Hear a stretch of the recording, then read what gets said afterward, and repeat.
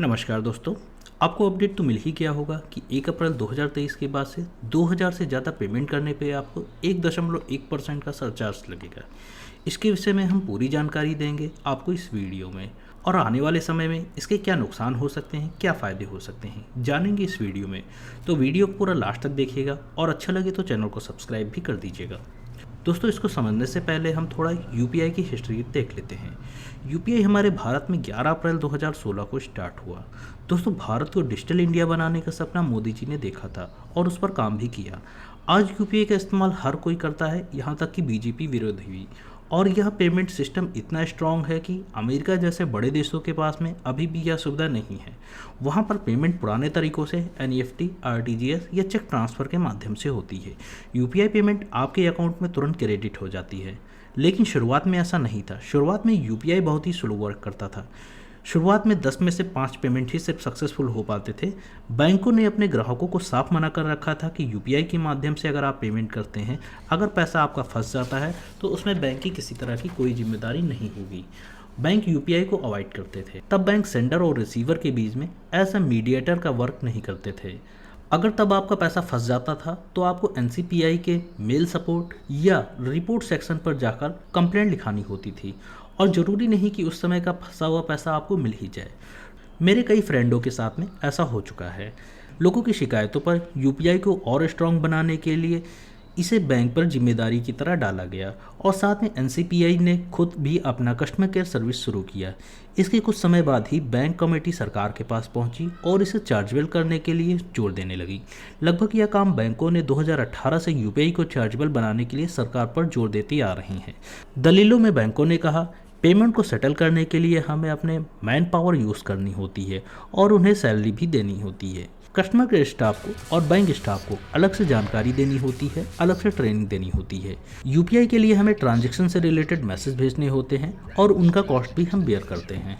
बैंकों ने कहा हमें अपनी ऐप में यूपीआई से रिलेटेड सेक्शन अलग रखना पड़ता है, उसे भी मैनेज करने की कॉस्ट दी जाती है। एनसीपीआई ने भी यूपीआई प्रोजेक्ट को एग्जीक्यूट करने के लिए बड़े बड़े सर्वर लगाए हुए हैं, उन्हें भी कॉस्ट बेयर करनी होती है। हर माह लगभग 8 लाख करोड़ रुपए का ट्रांजैक्शन सिर्फ और सिर्फ यूपीआई के माध्यम से होता है, और हर महीने यह लगभग नंबर बढ़ते ही जा रहे हैं, जबकि भारत की मात्र 40% जनसंख्या ही यूपीआई सिस्टम का यूज़ करती है। इससे सिस्टम ओवरहेड्स की प्रॉब्लम और बढ़ सकती है, जिसे मैनेज करने के लिए स्ट्रॉन्ग सर्विस लगाने होंगे और सर्वर की संख्या को भी बढ़ाना होगा। उसका कॉस्ट और पर ईयर का सर्वर रिन्यूअल का चार्ज भी बैंकों को बेयर करना होता है। इस तरह की और ना जाने बैंकों ने कितनी दलीलें दी और सरकार पर लगातार इस तरह का प्रेशर बनाते आ रहे हैं, जिस वजह से मजबूरन सरकार ने, हाँ बिल्कुल मजबूरन सरकार ने इसे चार्जेबल किया है। पहले तो ये 28 मार्च 2023 को 2000 रुपये से ऊपर के सभी पेमेंट के लिए चार्जेबल था, लेकिन जनता का आक्रोश देखने के बाद सिर्फ और सिर्फ इसे मर्चेंट अकाउंट यानी बिजनेस अकाउंट, हिंदी में बोले तो व्यापारी अकाउंट में लागू किया गया। अब बात करते हैं इससे क्या नुकसान होगा। दोस्तों, आजकल ज़्यादातर payment UPI transaction business account में ही होते हैं। जैसे कि मोमोज़ या गोलगप्पे खाने गए तो वहाँ पर ऑनलाइन पेमेंट कर दिया। गोलगप्पों या मोमोज़ वालों के पास में या लोकल शॉपकीपर के पास में कभी कभी इंडिविजुअल अकाउंट और कभी कभी बिजनेस अकाउंट भी हो सकते हैं। जो ज़्यादातर बड़े शॉपकीपर्स होते हैं उनके पास में ज़्यादातर बिजनेस अकाउंट ही होते हैं। जैसे कि स्टॉक मार्केट में आपको फंड ऐड करना है तो वहाँ पर यूपीआई के माध्यम से अगर आप पेमेंट करते हैं, जो कि आपके अकाउंट में तुरंत रिफ्लेक्ट हो जाता है मात्र 1 मिनट के अंदर, तो वो ब्रोकर का अकाउंट भी आपका मर्चेंट अकाउंट यानी बिजनेस अकाउंट होता है। तीसरा, मान लीजिए कि किसी आप हॉस्पिटल या लैब में मान लीजिए जाते हैं एमआरआई कराने, अगर आप वहाँ के क्यूआर कोड को स्कैन करेंगे तो भी आप पाएंगे कि वो बिजनेस अकाउंट निकलेगा। चौथा, सबसे बड़ा और सबसे इम्पॉर्टेंट, जो कि आजकल ज़्यादातर लोग यूपीआई से आईपीओ में अप्लाई करते हैं, तो जो आरटीए का अकाउंट होता है, जैसे आपका लिंक इन टाइम हुआ, बिग शेयर हुआ, कार्वी हुआ, इनके अकाउंट पे जो भी पेमेंट जाता है आपका, जो भी आप आईपीओ अप्लाई करते हैं, जो पेमेंट जाता है आपका, वो भी अकाउंट आपका मर्चेंट अकाउंट यानी बिजनेस अकाउंट होता है। अब वीडियो को ज़्यादा लंबा ना खींचते हुए हम बात करते हैं इम्पैक्ट पे, कि इनसे क्या क्या इम्पैक्ट होने वाले हैं।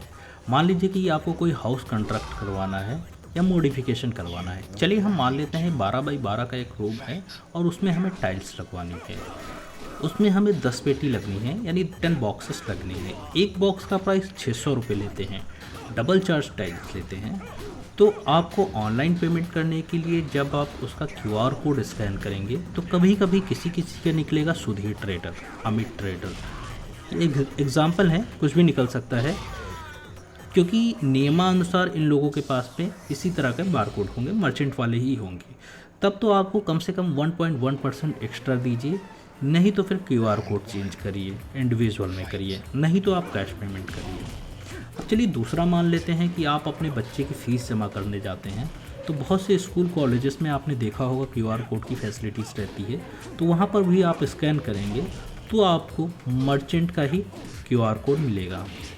तीसरा जो सबसे ज़्यादा जो कि सभी इन्वेस्टर और ट्रेडर को परेशान करेगा वो है आईपीओ अलॉटमेंट। मान लीजिए कि आप आईपीओ लगाते हैं यूपीआई के माध्यम से, एक लॉट आपने मेन लाइन आईपीओ जो कि 14 से 15,000 रुपये की होती है, जो कि अपर साइड 15,000 रुपये मान लेते हैं, आपने एक बिट लगाई, अलॉटमेंट आ गई, तो 15,000 प्लस 1.1% आपका होता है 165 रुपये, यानी 15,165 रुपये।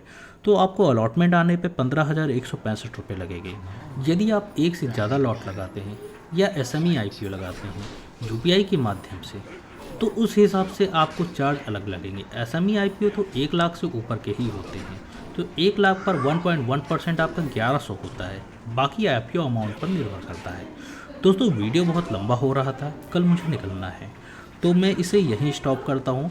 बाकी आप कमेंट में बताइए कि और क्या क्या इम्पैक्ट पड़ सकते हैं, सरकार के पास में क्या क्या ऑप्शंस हैं। मैं वीडियो को और कंटिन्यू करता, लेकिन सॉरी टू से मैं वीडियो अभी आके कंटिन्यू नहीं कर पाऊँगा। तो आपको अगर ये वीडियो पसंद आता है तो कृपया चैनल को सब्सक्राइब करिए, वीडियो को लाइक करिए। तो थैंक्स फॉर वॉचिंग टेक्नोलॉजीज।